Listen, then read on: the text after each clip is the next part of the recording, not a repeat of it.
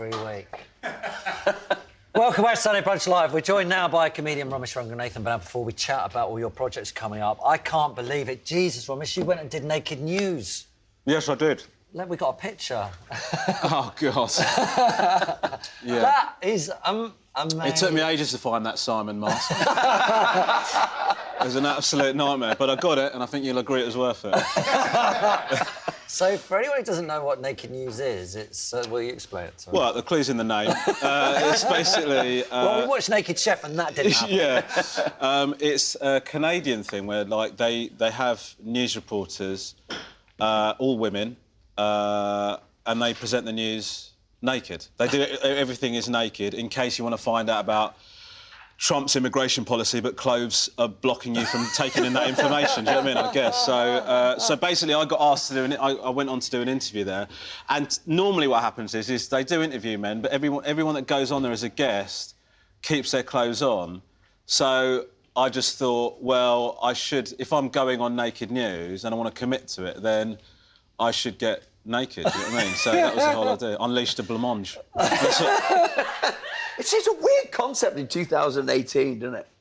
Yeah, I do think it is. I mean, I think that... I mean, sometimes I've been watching the news, and I'll be honest with you, and I thought, I can't really follow what's going on because I'm distracted by their clothes. So it's nice to kind of... Sometimes I'm watching something and I think, do you know what? This would be much easier to take on board if I could see nipples. And so that's the service that Naked News provides. What did they make of you saying, I want to do it naked, then? They loved it, mate.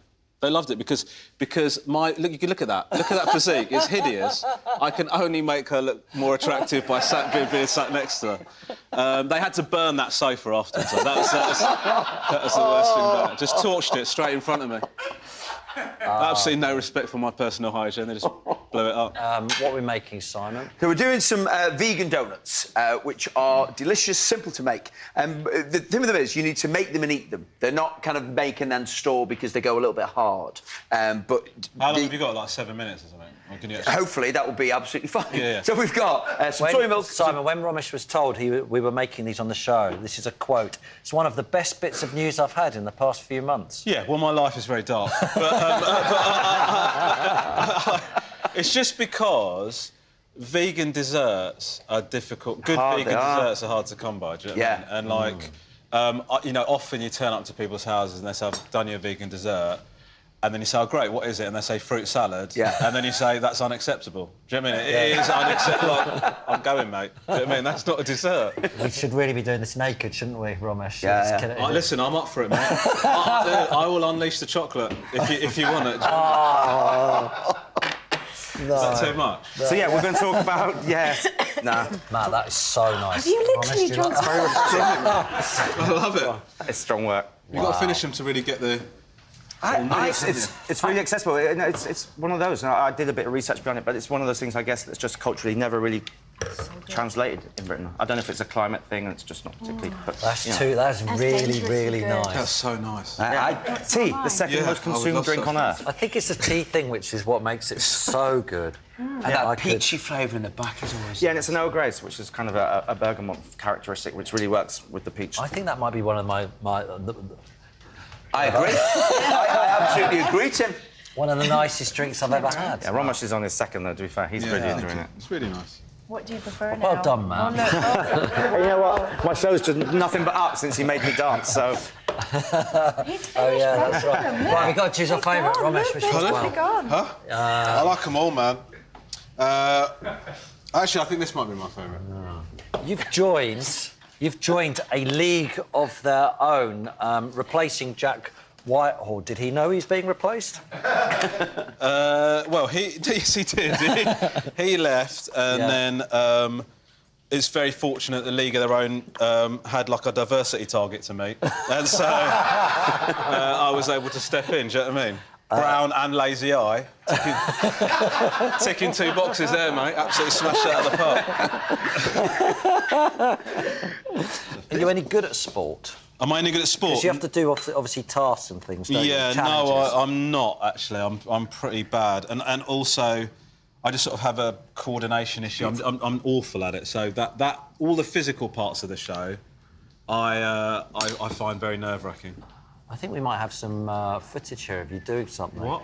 Oh, no, we haven't. Oh, we good. haven't, sorry, All apparently. right, well, I'll describe it to you. It's crazy. It's crazy, guys. It's really entertaining.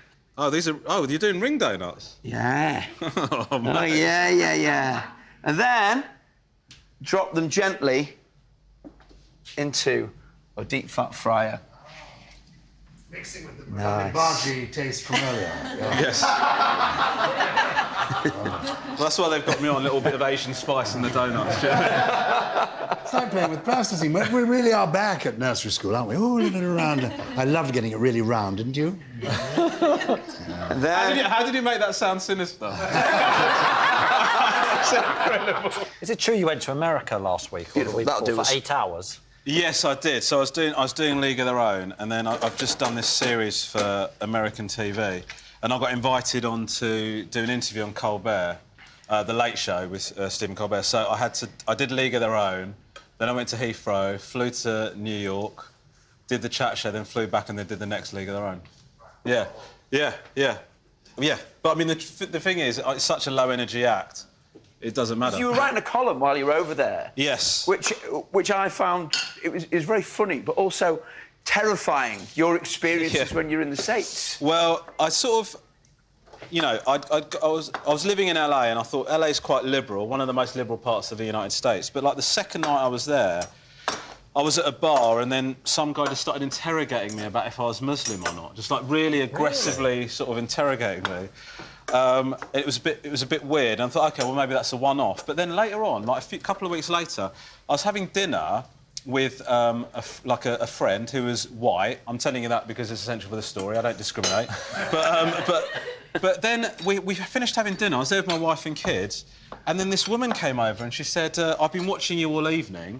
And like, so my ego thought, OK, hello, I've been recognised, this is going well. And then she said, this is what America's about. You eating with you, and it's not an issue, and your kids are playing together, and isn't it wonderful? And she goes, this is what America's all about. I said, well, America's about not having to mention it, isn't it? I don't know why I'm not making a political statement, I'm just trying to eat noodles. I don't know. So what we have, look at these donuts. So those are... We haven't made the holes big enough. Delightful. Maybe. Well, because what happens is it puffs up because the baking Why do you powder... suddenly doubt yourself? Well, you know. Made the hole's big enough, maybe. Tell me, Simon. What is this little mutant runt one? Is that mine? Yeah, you made that. Might be, yeah.